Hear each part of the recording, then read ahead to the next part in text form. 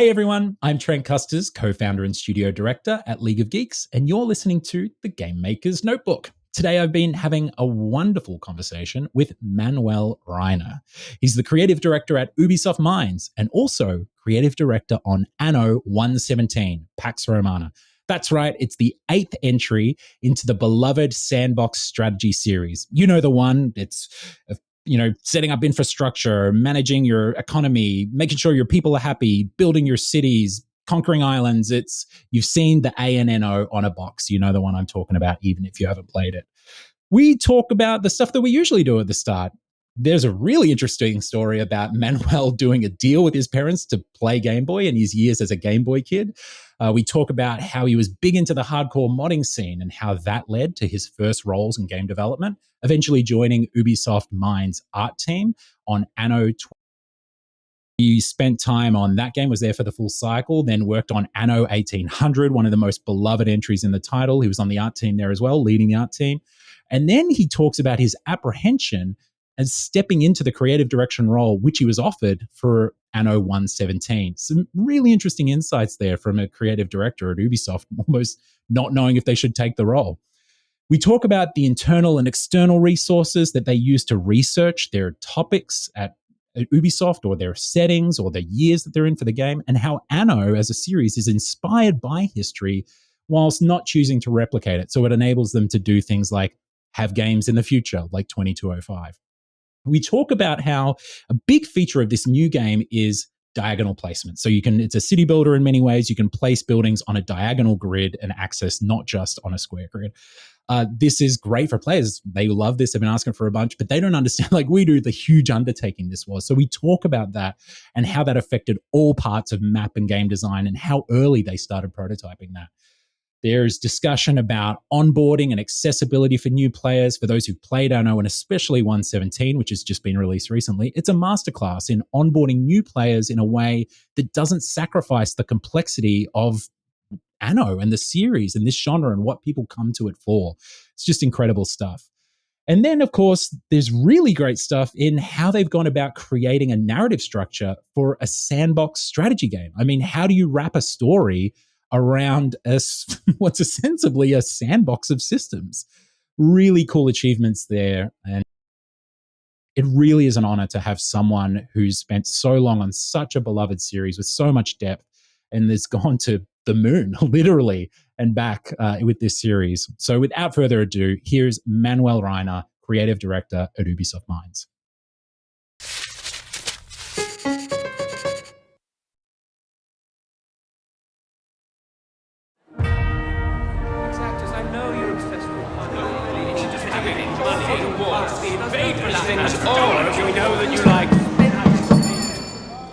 When I think of my empire,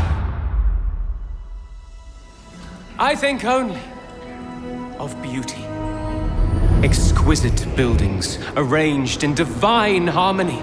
Wide open lands bent to suit our most luxurious desires.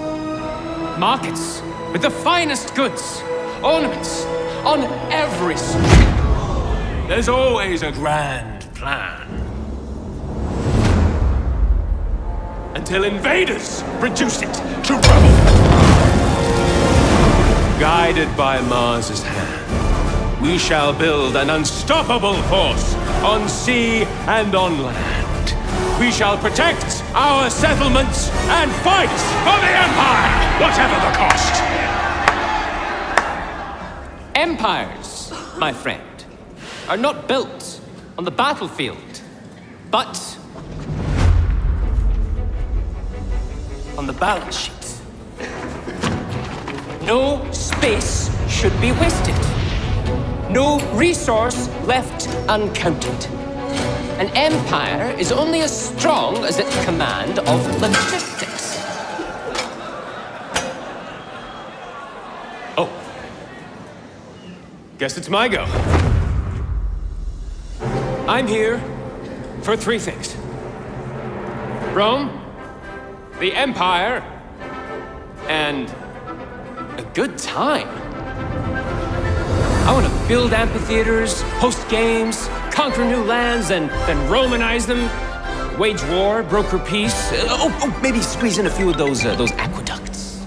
You know, things like the water.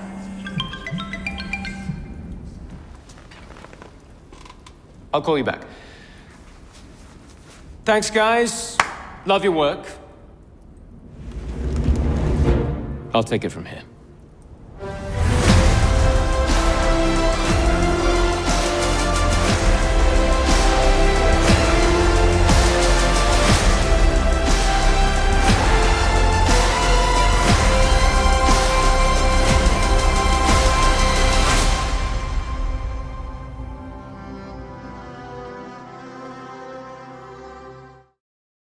Manuel, welcome to the Game Maker's Notebook. Hello, hello. It's really good to meet you. I was saying to you before we spun this up, it's not often that I get to speak to strategy game developers. Having developed strategy games at League of Geeks for 15 years, it feels like it has a particular breed of challenges and problems and, you know, Everests to overcome, sort of our own little Roman empires to conquer in and of itself. We've definitely got the difficulty Absolutely, meters. yeah. I think it's really quite different compared to other genres, and also the way how we shape the team, the puzzles that we need to solve. It's a quite unique, different take. Yeah, absolutely. All right, cool. Well, we'll try and make sure that this is not just a therapy session for you and I as strategy game developers, but obviously informative for our listeners too. But hey, let's take it all the way back as we usually do. We love to talk to our guests about what their first memory of video games was. And not just like the first game you played, but the first thing that kind of set your brain alight and maybe is the kind of catalyst moment that put you on this path. Mm-hmm. For me, it was clearly the Game Boy. And I think Tetris and Mario at the beginning. So I remember I was a small child and I had this deal with my parents. So I don't watch TV for half a year to get the Game Boy. And I remember it was a sunny day outside. I was playing with some friends, and then I saw that the postman arrived at our door. And I'm not sure what the excuse I made up for my friends, just to go in there, unpack the whole thing, and then I just played and I was happy. That's my first memory talking about games. Man, I love that. I've never heard of a parent striking a deal like that. What ingenious, creative, out of the box thinkers your parents were. And so tell me, how was that half a year? Were you just completely motivated, set your goal, or was it a challenge to not hit the TV for half a year? I think my parents, they were also nice. I think in the end it was 4 months or so. But overall it was, no, I had this goal and I wanted to have this thing. And it really was the start of a lot of things. That's awesome. Congratulations. Really good of them to like give you a shorter term based on good behavior as well. That's great. So, all right, hit me with the games on your Game Boy that you remember. I was a Game Boy kid as well. I remember I had the old, the classic Game Boy, and then I had the Pokemon limited edition, like color, blue and yellow Game Boy. And I remember sitting in the back of the car on long road trips, just like hammering that. What are some games that come to mind that really stick out for you? For me, I was really totally into the classics. Like I loved Tetris. This was for me and I also like to go back to Tetris. So I played a lot in this. And it was Mario. I also liked breaking records there. And so this was really my go-to games. I had a lot of other ones, of course, but these were my all-time favorites. Awesome. Okay. And so what about after that? Paint us a picture of your sort of like your childhood in video games. Was it kind of always portable stuff, or did you have a PC enthusiast mum or dad, or like how did you sort of end up getting into games more? I think it was with the Amiga 500. So that's where it all started. And I had also some friends who had PCs, the first PCs, and so we also used to hang out there and play games. And I was when I look back, I think one of these very cool moment was, for example, also Test Drive for me. I remember a friend was telling me, hey, there's this game where you can drive around in a car and the police is going to chase you. And I was like, no, this cannot be possible. And how could it be? And so on. And then so I really, really discovered games with friends on early devices. And I got really hooked on that. That's awesome. And whereabouts did you grow up, Manuel? I'm from Austria, and I grew up there, and it's a small village, a small town. So in the mountains, you have a lake. So there was not a big city infrastructure around. So it was also quite hard to get to games. So I remember we had to order them, and some friends. I mean, it was all on these big discs, and Yeah. you're just carrying them around, and yeah. I love it. I love it. I love how, no matter where people are in the Yeah. world, I remember talking to, Farsi, who was talking about his time in the Middle East, growing up out there. Yeah. And there's still like these same sort of cultures. It's like of kids crowded around these glowing screens, and trading discs in the background. Doesn't matter if you're in the hills of Austria or, out in Yes. the Middle East or here in Melbourne. It's classic, isn't it? Yes, absolutely. Yeah. Yeah.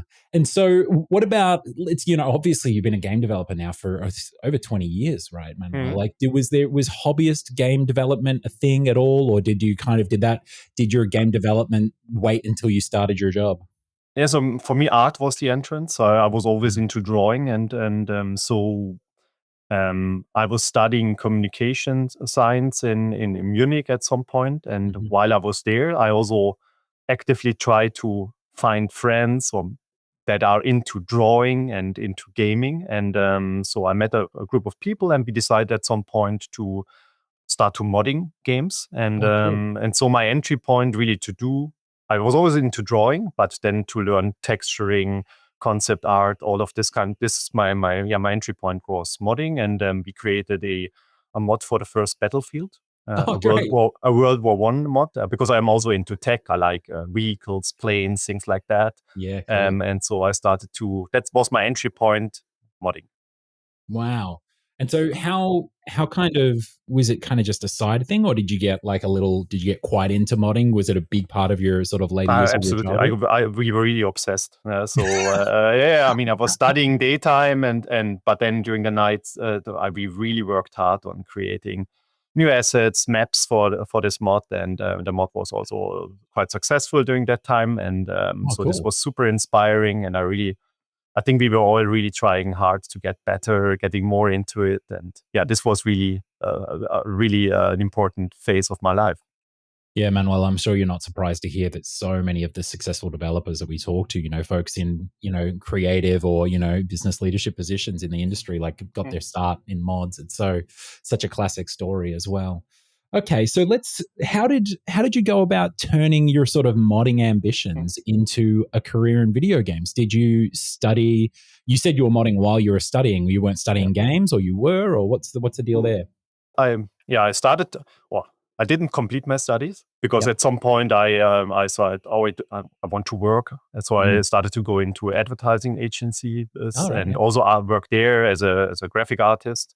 Mhm. But at some point I was still modding, and at some point I got a phone call from a company here in Germany, and they have seen my stuff in the early days of the internet. I mean, remember it's more than 22 years ago, Yeah. and they saw my stuff, and they asked me if I just want to come and visit them for an interview. They have an open position as a concept artist back then, and Wow. so and I decided, and I didn't. So I had never the plan to go really into video games. Mhm. But yeah, so I just give it a try, and I visit this company, and it was really fun for me because when I really remember the first conversations I had with them, I couldn't imagine that I can earn money with this because it was really far away from Austria and the mountains, and also studying in Munich doing modding, and Yeah. yeah, that was my first step into the industry. Wow. And so, what kind of games were you working on at this studio when you got your gig? It was for a company called EA Phenomic, and we worked on Spellforce, which was a mix of RTS and role-playing game. Yeah, And I after remember that, Spellforge. Yeah. yes, and after that, I also worked the same company on Battleforge, which was also another RTS. And yeah, this was my early days where I started as a concept artist, and I led the art department. Yeah, that's was the beginning. Anything that you remember from those early days? Obviously, you spent all that time modding and you were playing games. You had a taste for development in some way, shape, or form, right? And obviously, we're a games enthusiast, but now you're a professional game developer and you're in there amongst this team of other professional game developers. Was there anything that you remember, those early lessons or things that you learned about, video games and how they differed from your time modding? I mean, when you do modding, usually you do modding in a small group of people, Mm. friends, and so on. And it's of course different if you then join a company where you have a hierarchy, you have teams, everything is bigger. And it's also, for me, I saw this always as a very interesting playground for me to try out new things. And usually when when a door is opening, I try also to, I try to go in there and take it and see what's happening there. So so I felt working in games companies, it's for me it was and still is it's a playground. There's so much you can do, and if you are if you are hungry, there are a lot of opportunities. And like I never thought I work in games. I also never thought I would become a creative director at some point. It's Mm. just there's a lot of people, a lot of opportunities, and yeah, if you are hungry, there's a path for you. Yeah, I can imagine. And so, did you feel that this first place that you went into games, they really kind of did? It sounds like they fanned your flames a little bit. Did you find yourself having an impact quite quickly? Those skills were transferable that you had. Yeah, absolutely. I mean, the whole modding and drawing background, artistic background was super helpful for me. And Yeah. but when you are in such a company, you see also other areas. So I was also very much into UI, UX at some point, and you Right. see the other guys in the next room working on those topics. It's really easy to get inspired and but also to give back some of your skills, your talent to other areas of the game. And Yeah. Interesting. And so, how long were you there for? What was it, like 4 and a bit years or something like that? It I sounds like. was around 5 years there. Yeah. Okay. Did two games and also were helped to work on some other projects that we had. But at some point, I then also I decided for me it's now I have enough of a big company of a big structure. I want to do something else. Yeah. Cool. And so, what's the answer to you have enough of a big company? Do you strike out on your own? Did you Hmm? join a smaller team? What did you do? Yeah, exactly. We a small joined a small team, and Mhm. the company was called Steroid Interactive, and we were developing browser games, which were big at that time. Yeah, I remember. Uh, Right. What this would have been? What year are we talking about here, Manuel? Like or late I, 2000s? yes, yeah, Yeah. around that, yeah, Yeah. yeah, We all remember the yeah. browser boom, right? Yeah, That yeah, was yeah. huge. And so Yeah. I worked in a company with around 10 people, also as an art director at that time. And yeah, we developed a browser game and a Facebook game, which was sadly never released because Oh, we were teaming up with a publisher, and then this publisher sold the game and us to another publisher. And so yeah, I stayed there also for 5 years. But after this experience, which I really liked, also working in smaller teams, having the indie vibe, maybe a little bit more or closer to modding, I then also decided to I want to work in a bigger structure again, and that's where I then ended up at Ubisoft. amazing. And you've been at Ubisoft Mainz now for what? It's like been 12 years or something, I Yes, think, yeah, right? it's a bit more than 12 years, and Yeah. yeah, And has it been Anno that entire time? exactly. Yeah, yeah. I That's worked incredible. on All right, free Anno.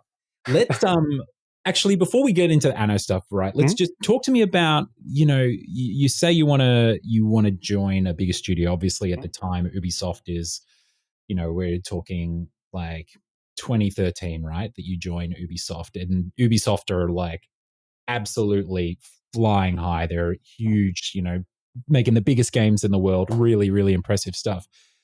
Tell me about the sort of the process of getting your foot in the door there and applying. And was it straight in, or was it a bit of a challenge? Bunch of interviews. How did it go? Yeah, for me, I'm really lucky because it was not so complicated for me. I knew that they were searching for people here in Ubisoft Mainz, and Mm, I mean the industry is still rather small in Germany, so you yeah, know okay. the people around, Yeah. and so I was at an event in Berlin, and I also knew that the studio manager and HR people are also from Mainz are also attending this Right. event, and so I reached out to them, and we had a conversation at a and had a coffee together, and this was how this all started here. And Yeah. of course, I also then had proper interviews with several people. As I was also applying for an art position, I Mhm. had to meet the art director, of course, and the the former creative director of Anno and various other peoples. So, but it was quite light back then. So nowadays there are way more checks and also tests that you need to do. Yeah, of course. All right. Well, obviously, we can't really chat too much about your career without falling and stumbling into Anno, because as we just mentioned, it's been 12 years of your life, which is just incredible, right? What an incredible contribution to the series. So before we dive into that, why don't you give our listeners who either haven't heard of Anno or have heard of it and seen it as this kind of like hardcore economic like simulation strategy game and thought that's cool, but I haven't dove in. So why don't you explain to folks what the Anno series in general is and what the game is? And then we can talk about Pax a little bit later. Yeah, sure. So Anno is a premier builder game, and I think what stands out is it has a very unique feature set. So because it's a huge part of it is city building, you start on an empty island usually, and so space management is part of it, and then you build whatever you want. So in its core, it's a sandbox game, and we have folks that try to build beautiful cities, but we also have people who try to break records with their cities. And we combine the city building aspect with a deep economic simulation, like you described. So you need to provide needs and goods to your people. And that's why you need to set up production chains, for example. And you need to get the balance right so that everyone is happy to progress in the game. And we combine this with 4X elements. So there is diplomacy. There's also warfare attached, although warfare is never the core of the experience. And we wrap this into a super nice immersive world because we really try to be benchmark when it comes to visuals, but also our music is beautiful and so on. We have a narrative layer, and this unique set really describes Anno. Perfectly described. It's almost like you've worked on it for over a decade and pitched it in countless, media interviews, everything. Well, very well explained and defined. It's just, and I think that it really is kind of like that balance sheet strategy game in many ways too, right? Like you're spending. I didn't think I would love that part of Anno. So let me give you my Anno confession here for a second. I hadn't played an Anno. I was the player, the strategy game player who was aware of Anno, but had just never crossed its path yet or never taken the dive into it. And then I was like, hey, Anno's coming out. Why don't we chat to like someone from Anno, like one of the creative leads on Anno? Obviously, that's you. Ubisoft were like, oh, okay, chat to Manuel.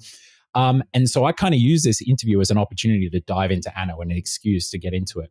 And I got into it at the start and exploring around. And I was like, my first play session, I was like, oh, this is kind of intense, like really easy to get into. You've done a very, very good job on like how accessible you've made this, what can be quite a hardcore and incredibly deep strategy game. But after the first play session, I was like, oh, I don't know if these spreadsheet like sort of balancing act, production infrastructure efficiency loop here is for me. And then in the second session, I was like, I completely went off a cliff and it was just that I'm like, now I'm min-maxing everything and every waking moment, all I'm thinking about is like, how am I going to get my rope production up a bit? And it's got me. So I fully understand now the allure of the Anno game. So we have you on the hook. That's nice. Exactly. You got me on the hook. So congratulations. All right. So let's go back to your career. You wander into Ubisoft Mainz. You've managed to get this job. Talk to me about your early role on the Anno series. What Anno was it? What were you doing? I was leading the art department for 2205, which is one of the sci-fi annos we did, and this was a lot of fun to explore because I was leading the art department, and compared to an historical anno, if you work on sci-fi, I think from a creative point of view, you have a lot of different challenges because you need to design everything. There are no references for a superfood factory in the year 2205. So it's so I think that was a lot of fun to explore and dive and refine how this could look like. And I'm still really like what we achieved there.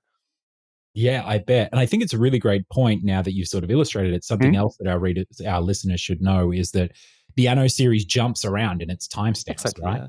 So we are never historical accurate. So we are always inspired by history, but also history means for us a potential history in the future. So we had also 2 Anno titles in the future, and this is was it's really cool to have all these opportunities within the franchise. Yeah, incredible stuff. Incredible stuff. What were the first challenges? Obviously, you've spoke about some, like, in on 2205 specifically about the sci-fi and having to envision these things that don't exist now, obviously, right? But specific to the Anno series, what are some of the challenges that you encountered then, perhaps, as like leading up the art department on this strategy game, which is obviously so deep in so many ways? What are some of the challenges that, like, the art department or you face as the head of the art department, that kind of maybe were like the first encounter of a challenge that you've been, that is just something that comes with the series that other developers may not encounter or might have it a little easier with on their games? Yeah, I Is there think something on Anno that comes up? so one challenge that we had was it was like clear that we also want to, in this Anno title, conquer the moon. So you could also build on the moon surface, and there was one challenge: how can we translate the island aspect of the game Wow. to the moon, and then to work on solution how this could work in the craters of the moon. This was a nice creative challenge, and also when it comes to tech, it was quite a challenge because you need a completely different set of materials when you go into sci-fi, like Right. we did. So you think about we want to have skyscrapers full of glass and interiors that you can see when you look Yeah. inside the windows, things like that. So there was a lot of fun as well exploring this different materials and shader solutions, to create a wonderful world. Yeah, I was just going to say, it sounds like a tech artist's wonderland, right? Mm-hmm. A lot of wonderful, wonderful Yep. challenges laid down, the gauntlet laid down in front of your tech art team. Yep. Exactly. Amazing. Yeah. Help me out here. What kind of size? Obviously, Ubisoft are known for having some of their big flagship games, like an Assassin's Creed or something like that, running up over like 1,000 people or something across Yeah. multiple nations. What kind of team size are you talking about? Obviously, this is a Ubisoft Mainz project, the latest one, Anno, and you're working out of Anno Pax, I should say. Mhm. You're working out of Mainz, but like, how big is an Anno game generally? I think the team is currently, we are about a little bit more than 100 people working on the game. Wow.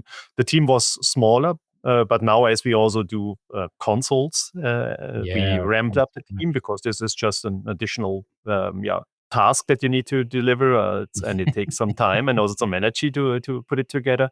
So we are 100, and we are sitting here. The majority of the team is here in Mainz on one floor. Which is also really nice. And I think this also makes what really make it stand out is that we have a super cool mix of veterans. There are people in the team who worked in 20 years on the Anno franchise, Mm, while also we have a lot of young, fresh people. And I feel that this really is why it really works here. incredible. Yeah, just an amazing team size. Like, I mean, we at League of Geeks, I think Jump Light Odyssey and Solium Infernum, our last two games, I think the team size, not including our publishing and ops, probably got to about 35 at its height. And it was like, you're incredibly capable as a small indie team, like we would Yeah. call ourselves kind of triple I, and I just can't even imagine like a strategy game with over 100 people. It's just, the capability and the talent you must be surrounded by every day is amazing. No, it's really amazing. Well, and Yeah. still 100 is still manageable. You know everyone on the floor, Yeah. and still, I also really appreciate that we are sitting here together. It's because you Yeah. can just go to a desk and we can discuss together, or if you see or discover some nice ideas or opportunities together. It's really something magic. Yeah, Yeah. You have those magical serendipitous happy accidents, right? exactly. Yeah. Yeah. Awesome. Okay, so 2205, obviously very cool entry in the series. People still talk about it today. Sci-fi, much much loved. But the next one, 1800, is like really really quite cherished. But you weren't the lead artist on that one, right? Like, what? I was also You were? lead artist there. Great. Exactly. So Okay. and this was also a wonderful era to explore because I like history, and I like Yeah. and when you think about the Industrial Revolution, I mean, there's so many wonderful, beautiful topics that you can portray in a game like Anno. from the rich ornaments on buildings to the wonders that you can recreate in the game. It's really a good spot for an Anno game. Well, I really want to dive into sort of how you got into Rome for the next one, but why don't we stop here on 1800? Because this is the first one, correct me if I'm wrong, this is the first one that you were there for the entire creation of the game, right? Like 2205 was already, development had begun when you joined? No, I did the full cycle with 2205. Oh, you did a full cycle on that too? Yeah, okay, well then my question to you is, how do I phrase this? How do you go about choosing the premise for an Anno game? I mean, you've got you could shoot to 4407 or, like 800 BC. How do you choose this? And like I'm not only just interested in kind of what the creative inspiration is or the constraints, but then also how are you kind of pitching the business case up to Ubi execs and stuff like that? So usually, I mean, we always have some ideas in a drawer here where we most of the people are there. We are really attached to the game, and we love it. And so while you develop something, you always have we could do this or we could that discussions around. So we as a team have ideas what we could do, and but of course we're also trying to listen to our fans. So we do a lot of surveys, and so we knew, for example, that Industrial Revolution or now Rome was always on the list of on the highest wishes or the wishes from the fans and the teams, and then of course you combine this also with the feature set that we have in the game and that we want to portray. So because for an Anno game you need to have a rich setting, you need to have a setting that can fuel the spreadsheet, all the needs. You need to have production chains, things like that, and so you when we usually discuss in a different potential settings, we try to see do those settings match our feature set. That's really important, and it all usually starts in a small group of people. So where we lock ourselves into a room and we discuss for several weeks potential options, and at some point, of course, then we need to start also pitching the idea. And the first thing is to the team. So we present to the team, hey, these are our thinkings. That's what you like. What's your feedback on that? And once we settled here on a direction, then then of course I need to talk to studio management. And then at some point I need to also reach out to HQ to discuss with them, hey, this is what we want to do. And usually, or sometimes we also do tests. So we have some in a really early ideation phase, when we have 2 ideas or 3 ideas, we also ask people and do a survey or or some interviews in a small group to also get their sense. And I think also it was really important to get an understanding about their expectations because and you see a cover of an Anno that potentially plays in Rome. What do the people expect? What do they wish? What do they see in there? Or just to get a lot of feedback before you then really at some point lock in on this.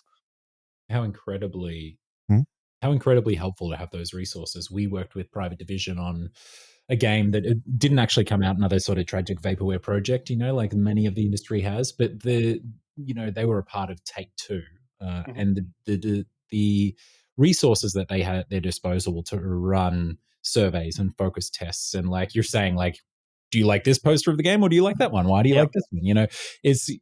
We felt so powerful as an independent developer, like just having these hypotheses and being able to, test them out. And it wasn't that they were defining what we were doing, or like deciding it, but it was informing the decisions that we were making at the studio with a set of data that we just could never have had on our own. No, I think that's really very helpful to get this. And I mean, sometimes as a developer, I'm sure you know it, you're living in your bubble. So, I mean, you have an understanding about certain things, but to check this with the reality with the world out there, I think it's really helpful. Yeah. Right. So you're working on Anno 1800. You've been there for the full cycle of 2205 with your new team, right? But obviously you take a few years to ship that game. Now you're on 1800. What were your hopes and dreams for that game for yourself as, say, a leader within Ubisoft Mainz, whether it be creatively or whether it be for your people? Any lessons that you learned on 2205 or things that you were really keen to tackle in 1800 and sort of get right around this time? Yeah, I mean, 2205 is for some of the hardcore fans, it's not considered a, a true to the core formula Anno. So Yeah, because we right. changed Yeah. some things in the mechanics and so on, and so with 1800, we really want to go back to a more traditional approach, and so for us, there was always a big question: how will the community react to it? How will they get along with it? And so it was really. Um, the hope for us that that it's a well perceived Anno by the core community where they feel also as part of the development. So we invested a lot of time also to get close to the community. We founded the Anno Union, which is a platform that we have to communicate to our fans, and so we really try to um, form a good relationship with our fans, and this really worked out in the end, and that is something that is makes us very happy. And another aspect that it was also not, I mean, with the success of 1800, we also decided that, hey, we want to explore the huge opportunity of post-launch and to shape here a formula that works for our fans, which is fair and keeps them attached to the game. This was also a nice challenge, and we learned a lot in this time period. Yeah. Yeah, wow. How incredible. Okay, cool. Is there any particular challenges outside of those things? Obviously, they're things that you're going into thinking, okay, we want to tackle this. This is something we want to get right on this game that we may have like strayed a little bit too far from on 2205 and sort of this refocusing of your energy in the right areas, so to speak, or in, a refocusing. Was there anything that came up? Do you remember any big challenges that came up in 1800 that the fans today that love 1800 may not even know that like you all kind of went to hell and back over a particular feature or something that almost got cut or is something that actually did get cut and was on the cutting room floor, but it presented a huge challenge trying to get it in. I mean, in 1800, you have two biomes that you can play in. So you have the old world and the new world, and Yeah, very cool. and the first version of the new world, where it was mimicking South America during that in the game, and this when we did the first play tests, we got some there was a strong wish from the community that was able to test it, to explore this region even further and to make it to add more to this region.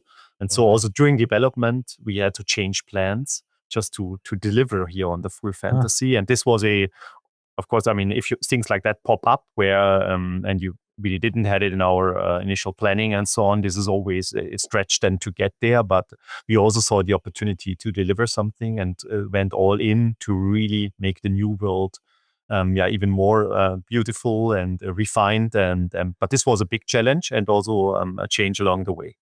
Yeah, it's incredible. I mean, the game's sitting at something like 95 on Open Critic or whatever, right? So just so incredibly well received. And you mentioned in passing before that 1800 is the first Anno game to be on console as well, right? Yeah, So huge undertaking. Did you do that internally at Mines or was that with yeah, another exactly. studio? Yeah. Right. So I mean, I was leading the art department at 1800, but in the first year of post-launch, I then took over my new position and was leading the project and the franchise from a creative level. And so while we were still developing and working on the post-launch of 1800, we also seized the opportunity that, hey, now we have also the perfect test bed to try out consoles, and we wanted to find out things like, are we able to bring it to consoles? How can we translate it to the Yeah. Can it be controller? done? Yeah. Can it be done? And also, we in the team, we have never done a console version or port, so it was also can be as a team deliver on it. So Yeah. and so we thought, hey, it's a good opportunity because the game is out there, so we have a stable environment, and so that's why we then decided, yes, let's try it out. Let's bring 1800 to consoles. Wow. Incredible. Yeah. Just a stellar achievement. Hmm? Okay, and so you kind of you buried the lead a little bit there, but you post launch you've obviously had a promotion. and Yeah. you've gone from leading the department to talk to us a little bit through that. Like, first of all, Mhm. congratulations. I know it happened Thank 5 you. years ago. Yeah, It's yeah. very, very exciting. Talk to me about the process of, getting this promotion, how it came about, and Yeah. what the sort of shift in responsibilities meant for you. Yeah, I mean, the former creative director, Dirk, he was working on Anno for such a long time. So after shipping 1800, he decided that he wants to go on a different journey. He's still in the company, but Okay. so this position was open at some point, Mhm.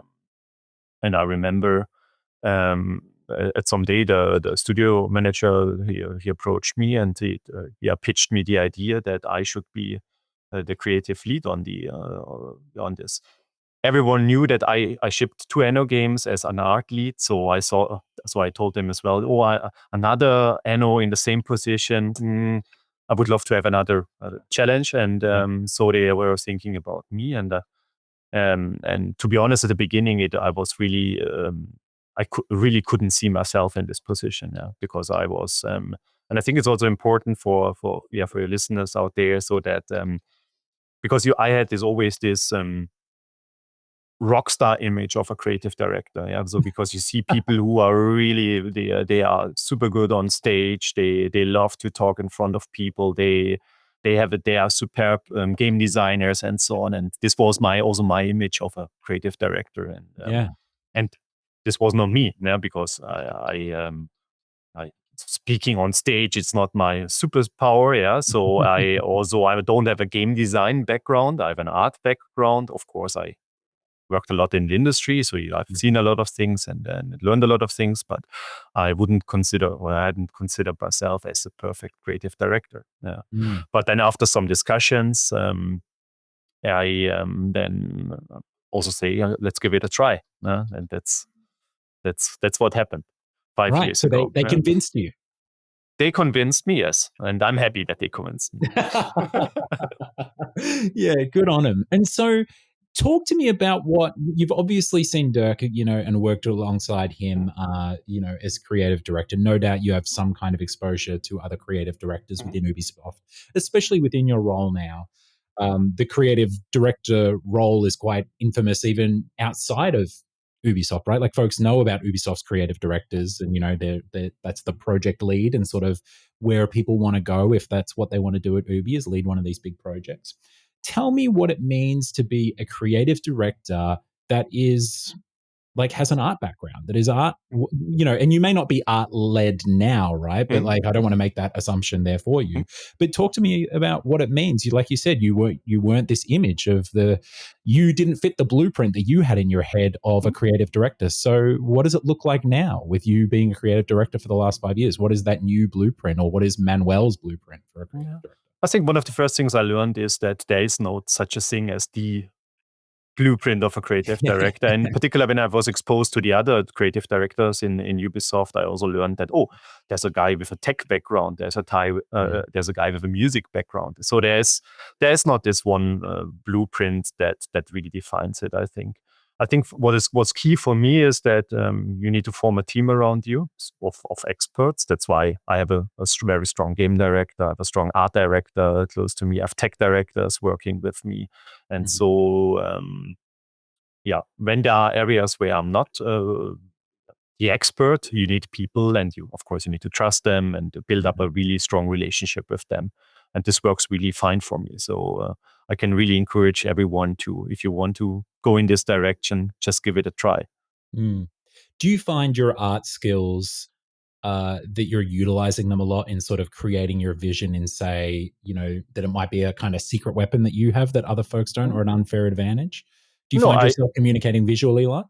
I mean, it definitely helps. So because I mean, as a creative director, you of course also you need to oversee also art, but also when it comes to marketing and so on, you need to give a lot of Yeah. feedback to trailers, assets, and so on.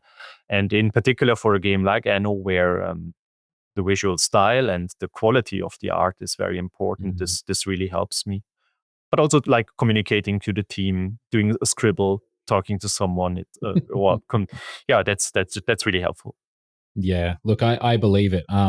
My business partner, Ty Kerry, when I started at Taurus Games, we were both working at the same studio. He was an art director at the time, and over the years, he was an art director for, oh, a couple of decades or something there, maybe. And then, when we struck out on our own at League of Geeks, like he was chipping in on design and everything. And obviously, he's a great, huge design brain just sitting in there that like this for 10, 20 years at this studio that no one was kind of really utilizing. He's just throwing in on little bits and pieces. And he ended up being the best game director we've ever had at League of Geeks, which is saying something because I was a game director. Yeah, so okay. titles, and I saw this superpower that he had of being able to just like communicate visually in a way that I can't, whereas I'm articulating something, I'm a writer. So I'm either writing something up or I'm trying to articulate it through my speech and communicating it that way.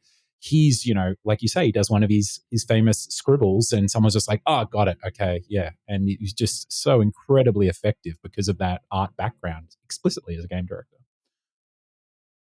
So, which there's something interesting about creative director and game director because a lot of the industry will use that interchangeably. Obviously, there's no set thing there, right? But I know that Ubisoft has kind of had that defined to some degree for a long time now. So you mentioned you have a game director, right, who reports into you. Like, help our listeners out. What's the difference between a creative director role, either at Ubisoft Mainz or at Ubisoft broader, and the difference between that and a game director role and the responsibilities there? Yeah, you're absolutely right. This is really different from company to company. So here in our structure, the creative director, I need to come up with a compelling vision. I need to sell this vision. I also need to steer the team towards the goal and try to stay on track. And so my job is a lot about talking about the game, about presenting, rallying the people behind the idea, these kind of things. But also I'm responsible for the quality and to some degree of the final game. And the game director tries to translate this vision then into game design and game rules. And then the game director is also leading the game design department then within our company. While I'm responsible not only for the design part, but also for other content and creative areas in the game. And also really important, I think, to understand. Now I talked a lot about what is my role. I do all of this together in a team, and when we do, it's not me coming up with a vision alone, of course. So we do this also, together in a group. Yeah, of course, absolutely right. Like even these big games that have people at the top of them called creative director, they're still big teams where everyone's throwing in, right? Like it's the kind of there are no auteurs in games, or there is solo dev does not exist kind of thing. No. Yeah. All right. Now let's do it. Let's dive into Anno 117 Pax Romana. Congratulations on your release. The reviews are coming through as well, looking phenomenal. I've been playing it, as I mentioned. I'm having a ball, with my first Anno, which also says something too, because something that I really, really loved about this one was, my foray into the series. And obviously this one having built upon the 10 Anno games or something before it. It's so incredibly accessible. It's amazing. So before I dive into that, I'm going to ask that as one of my first questions, but why don't you give people you've told them what an Anno is, but why don't you tell them about what Anno 117 is, Pax Romana? It's the 8th installment of the series. It's yes, exactly. It's an Anno inspired by the Roman Empire, which is a huge step for us because we have never been there in antiquity, and now we deliver on it. And you play in a role as a Roman governor, and you're sent by the emperor to the provinces of Rome. And in the game, you can explore 2 exciting provinces. We have one province which is inspired by Italy, we call Latium, and we also have a province inspired by the Celtic world, which we call Albion. And you have a lot of choices and a lot of decisions to make. And in particular, we want to also tell a different story of Rome. That's why we also choose the concept of you play in the provinces. You're not playing as the emperor. And in those provinces, in particular Albion, you also had to make a decision if you want to, or how far do you Romanize the people of the Roman Empire, or which was a legitimate decision people were making back then, right? As well. Incredible. So let's dive into the Rome thing. Obviously, Ubisoft, just generally is famous for the historical resources and accuracy and attention to detail and everything here. So talk to me about Rome and how it came about wanting to get into Rome and the resources that you had. Just let's talk about Rome for a bit, Manuel. Okay, perfect. I mean, I told you that how we define settings. So we had also at the beginning of the project, we looked at different settings, and Rome was on the tables right from the start because the team wants to do it. Also, the fans want to see Rome. That's something we knew for sure. Right. But to be honest, I wasn't the biggest fan of Rome because my question was always, oh, there are so many games out there, so many movies, comics about the Roman Empire. So what is the new take? What new story can we tell? And once we then discovered the time of the Pax Romana for us, it's peak Rome. It's the year 117, and we saw all the different provinces. And then when we did the deeper research on it, you realize how many.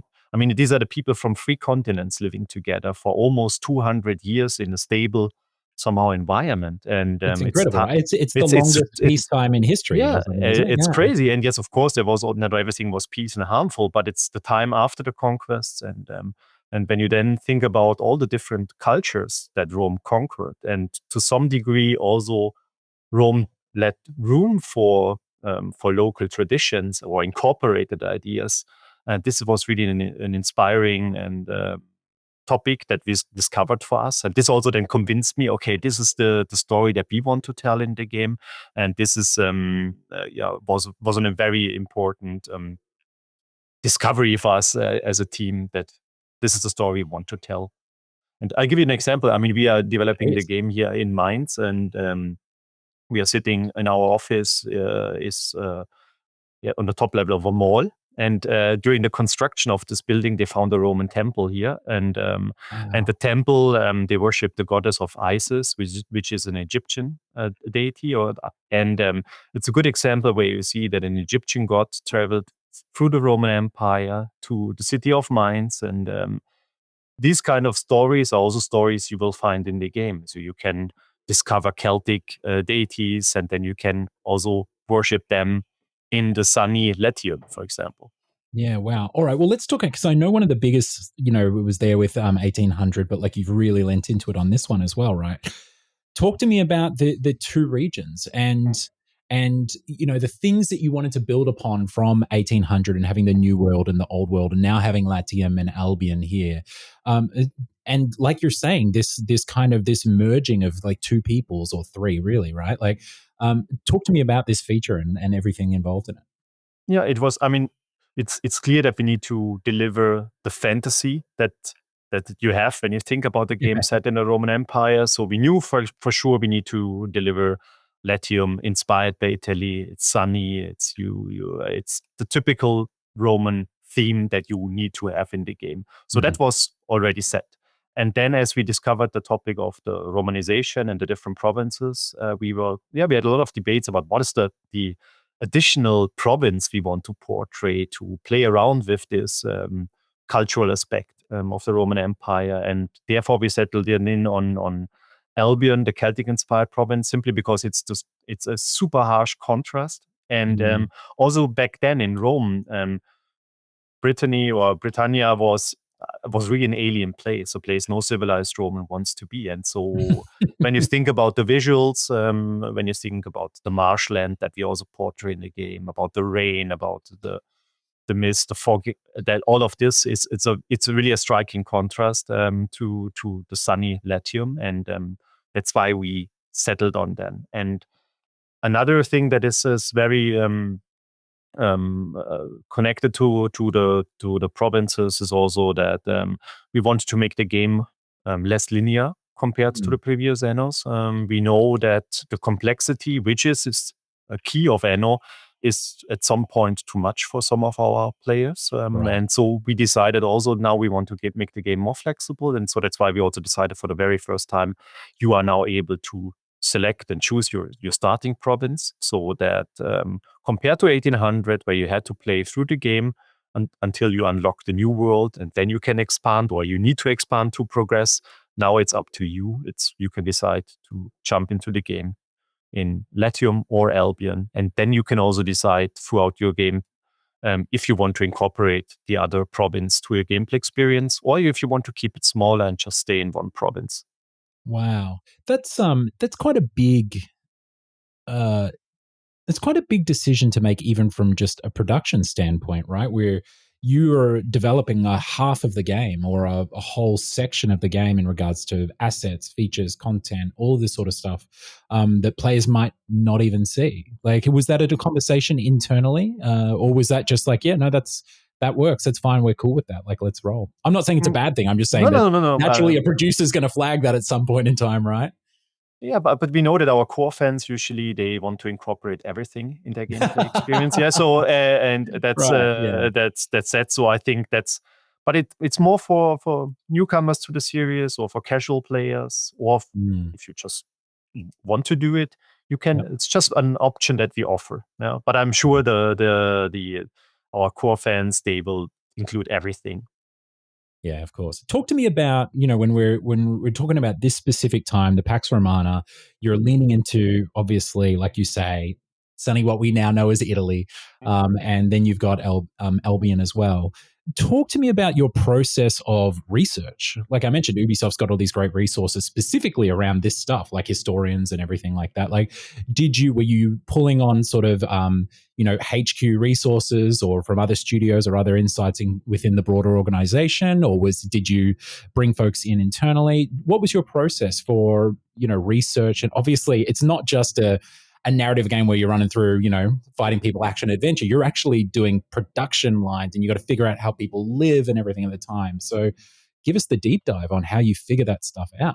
Yeah, I think that's really a very interesting phase of the project, because at the beginning you do, like I said, we do a deep research on everything Mm-hmm. in the team, and we're also super lucky because we have some experts also on the Roman Empire in the team who studied these Right. kind of things, which is really cool.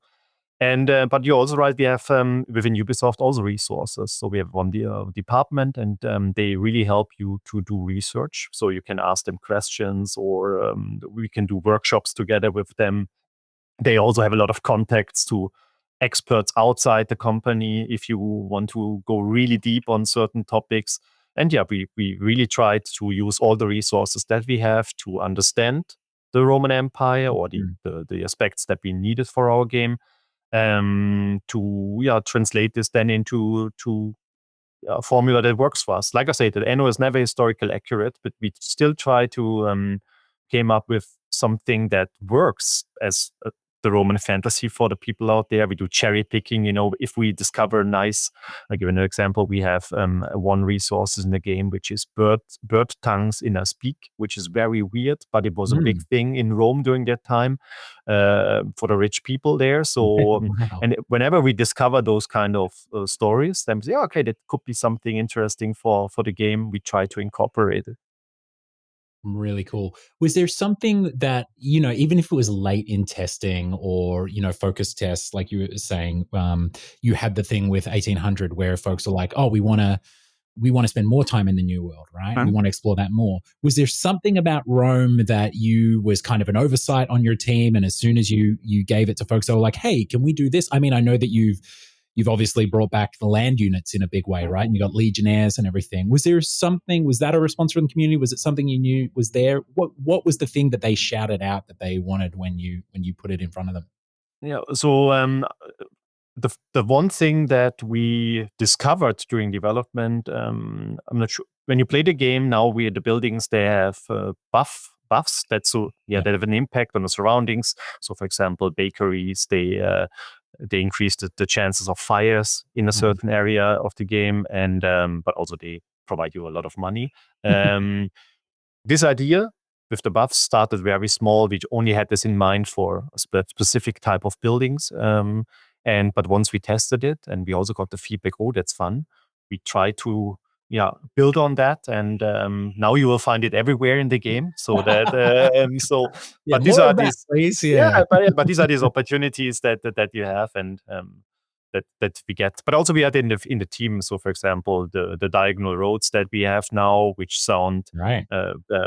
easy, but this is something we tried also with previous Annos, because the wish to leave the grid to some extent, but still keeping the grid was there in the team. And also here we did a lot of prototyping really early on, because we knew it's a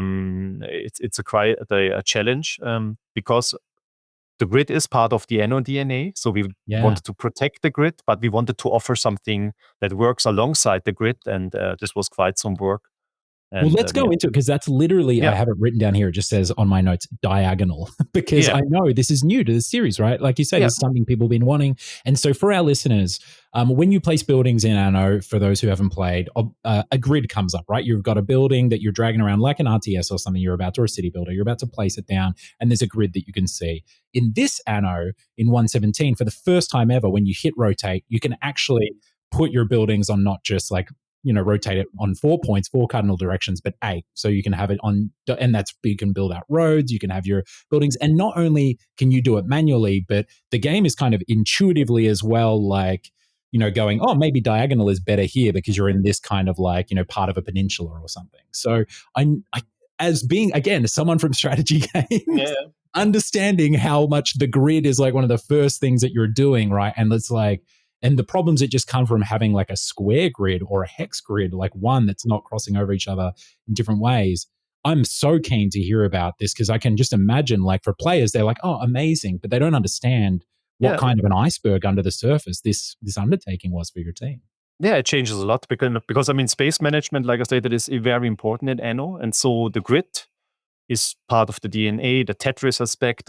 I mean, our fans, they really try to fill every grid in the most efficient way and so on. Exactly. You're like your guys, it's a production line. So your crew, your workers are like going, so they're closer. Yeah, absolutely. So space and distances are very important. And so that's the part that we wanted to protect. And so, I mean, technically it would be easy for us to go freeform or whatsoever if we scrap everything and do a new game and so on. That's not the challenge. But the challenge was really, how can we allow diagonals system next to the grid? Because when you look into simple math, when you just turn a square and make it still somehow part of a grid system, the sizes are not even different. They are different. You need to, there's a lot of things that you need to take into account, and all the variations that are possible now if you draw streets from every angle and so on. So there was a lot of headache that we had in the team really to figure it out. Do you remember something about it? And look, our audience is game developers, right? Yes. So like you can get as nerdy or as in the weeds as you want here in this one. Like, was there something particularly challenging about it that you remember, like whether it be technical or like in the user interface, or something that seemed like almost an impossible hurdle that might kill the idea before it got a chance to make it into the game? Yeah, I think on a lot of levels, because it's we had to change systems. For example, now we need to have a spline system for streets compared to the other system we had before. But also the whole calculation, as space is always part of balancing in Anno. And now if you build a city diagonally, it has a slightly different size of than in regular. This was a challenge. And also UI, UX. I mean, I like.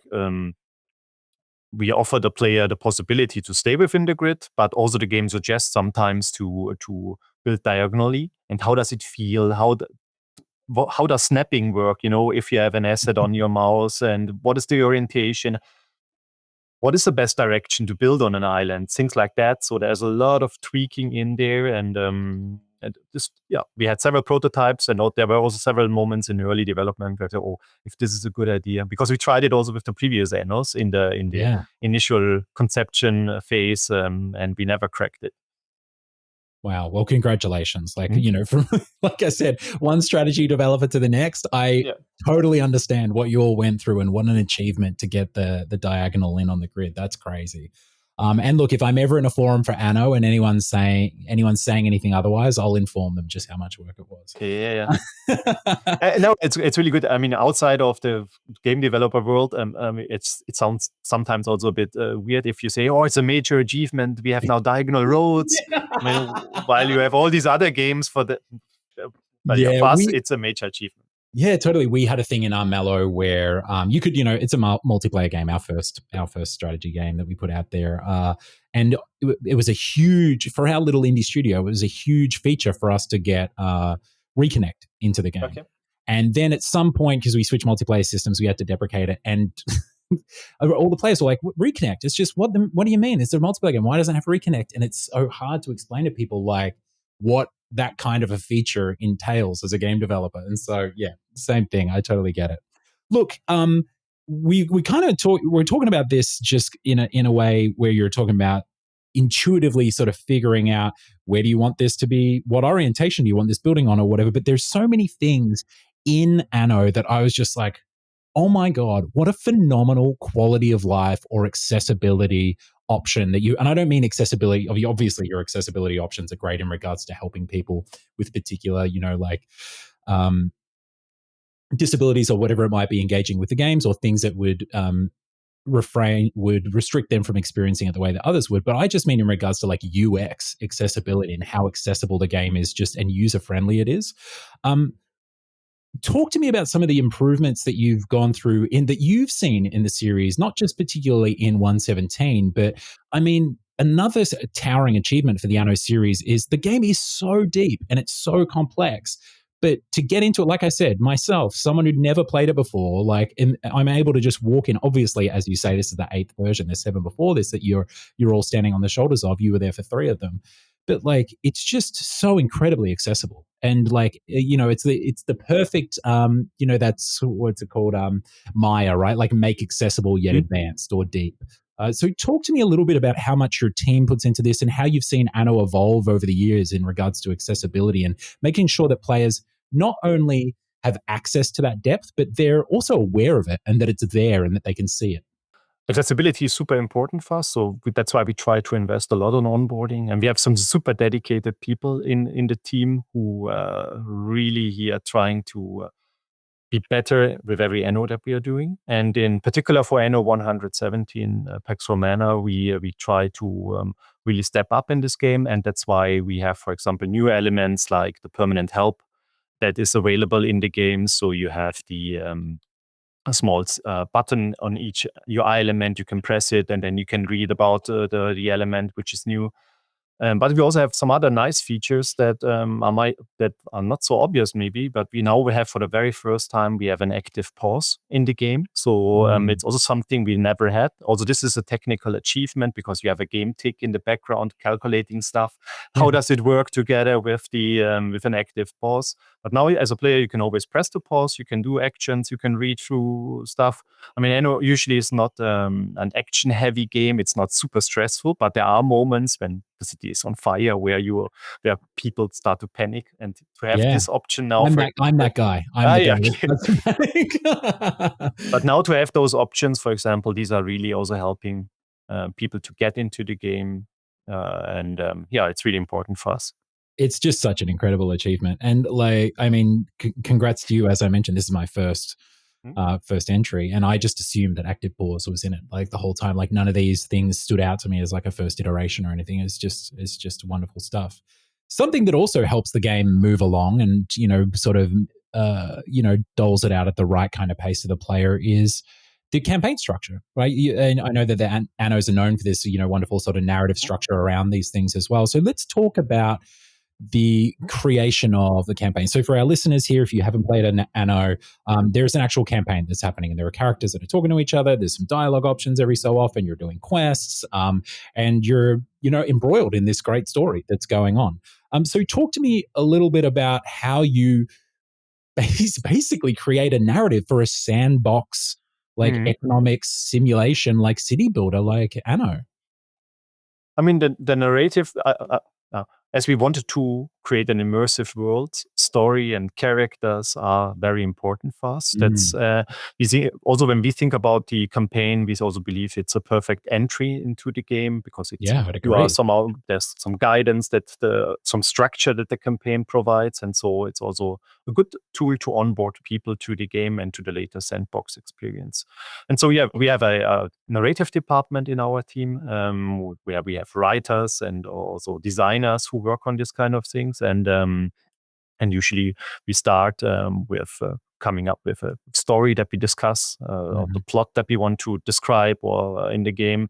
And for a game inspired by the Roman Empire, also we wanted to, of course, have some power struggle in there. We wanted to also feature the emperor to give room for this one. And also we wanted to introduce the two different provinces. So to make sure, as you mentioned, that people discover both provinces along the campaign, but also to introduce some of the new features that we have. So it goes really hand in hand with also the systemic part. So that's why, for example, there is a small section where you also need to get active in military in the as long on the way when you play through the campaign, just also to introduce features.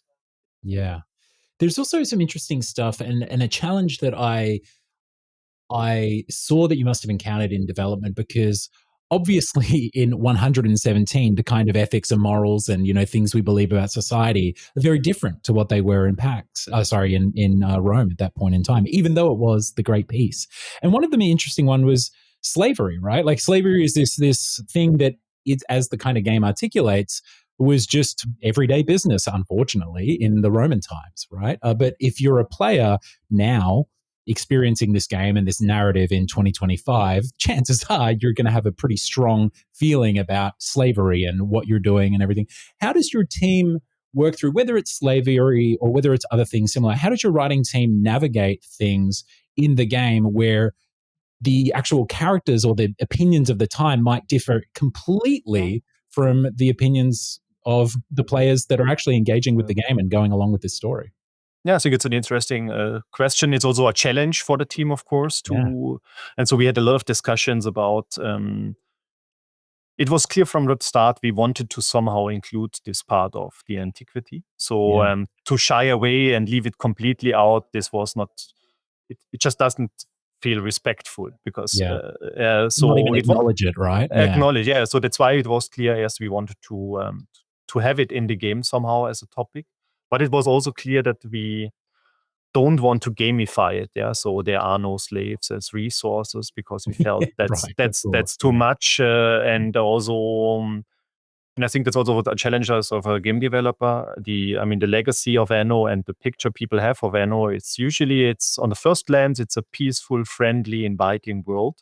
So only on the second look, you will discover there's drama in the world and there is military and there are power struggles in the world. But on the first glance, it should look nice and peaceful. Also, this prevented us from to gamify slavery in the game. And so the solution and the take that we have now in the game is that slavery is part of the narrative layer. So we have, for example, Ben Balian.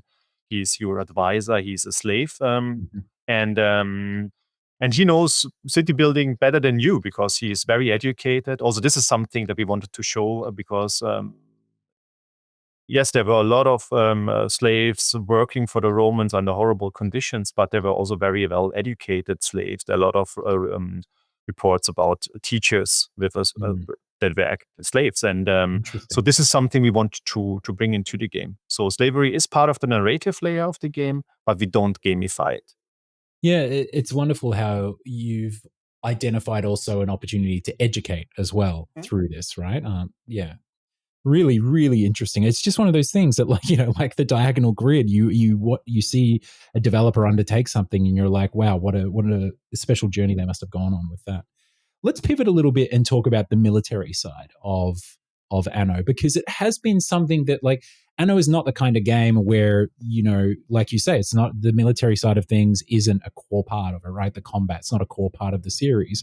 And obviously we're in the peaceful times in Rome, thank God, so you don't need to invest too much in that. But you have chosen to bring back land units in a big way. So talk to me yourself as creative director. How do you ensure that, because we all know combat's such a juicy, rewarding mechanic that's so visceral and so immediately relatable in regards to game mechanics and reward and all of this sort of stuff that players really understand, that systems language that we get as game players. How do you stop a game like Anno from just becoming a military game, that slippery slope? What work do you do with the team to ensure that you have the right balance there to to bring in the parts of Rome that people want to see, right? They want to have their legionnaires, they want to build their legions, they want to be the Roman army, even those folks who are coming to Anno for Anno. But how do you still ensure that it is an Anno game? Good question. Yeah, so it was quite clear from the start, when we do Rome, we need to bring back land combat, because land combat has been part of some of the older Annos, but not in the latest releases. We didn't have it. But to define the right way and to define the complexity and the richness of land combat that works for an Anno is definitely a challenge. So we started super early on with prototyping what we can do. In Anno, we face a particular challenge that usually the combat doesn't happen on an empty battlefield. So combat happens in a fully built up city. So, and here we tried a lot to define, okay, if we show units, how many units can we show? Are they visible enough in a city? What kind of formations make sense? So we approached it from this side. So what is possible? What fits gameplay-wise to the world that we have? But also we wanted, as we know that combat is also to some degree a controversial topic in our community, because we have players who really ask for more combat. Yeah, so they ask also in 1800, can you do land combat? And Classic. But on the other hand side, we have players who want to deactivate it because they want just simply build in a peaceful way. So we really need to find a good balance here to not go all in on purpose on this topic. Even if we also have big military fans in our team, I also like military in the game, but it's but you need to be really mindful. And I find one of the solutions that we have, military, is very much tied to the economy. So it's not that you simply can just buy units. So, but it's up to you as a governor. You need to decide if your people fight for you on a battlefield or if they work for you on a farm field. So you have a workforce issue to solve. You also have to provide certain goods. So building up a big army is a massive undertaking, and this ties it very nicely to the core gameplay. And also some of the military options are even interesting for non-military players. So, for example, defense walls and towers, they are also nice for, even if you're not into military, you want to build them and to make your city richer and nicer, things like that. Yeah, I guess they do, if you're building a Roman city, they do have a kind of aesthetic quality about them as well, those structures too, right? Yeah, just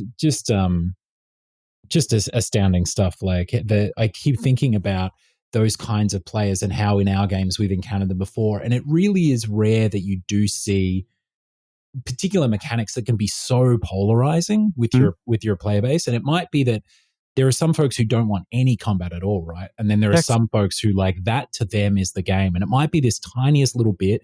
And, as creative directors or game directors, we're sitting there going, that's not what the game's about. But because you give them the little taste, it's like, it's like a bear with the smell of human blood or something like that. They're off and chasing, and they want more of it. Yeah, I think it's also a challenge how you communicate about it. So we always make sure in our communication as well that we try to frame military the right way, because if we would put legionaries on our box art, for example, you would really, really, really set the people on the wrong path there. So and so it's in the end you need to find a good sweet spot here. Of course, those expectations. Exactly. Yeah. But it's a complicated one, so because it's such a strong fantasy. Yes. That you have there. So you need to set the right expectations. Yeah, awesome, man. All right, well, look, we're getting close to wrapping it up. I'm really keen, again, just having the man here who's been working on Anno for 12 years, right, has just been given the reins on this new game as the creative director. What were the things that you personally wanted to do? You've been there as part of the leadership team to some degree, right? Like working on these two games. You're playing Anno. You've spent 6-8 years of your life or whatever it was on the first two games. And now you're in the role of creative director. You have the opportunity to say, these are some of the things that I think are really important that we change, or that we return to, or that we add. Like, did you come into the role as creative director with like a kind of your little hit list of items that you wanted to do, or your kind of your little missions?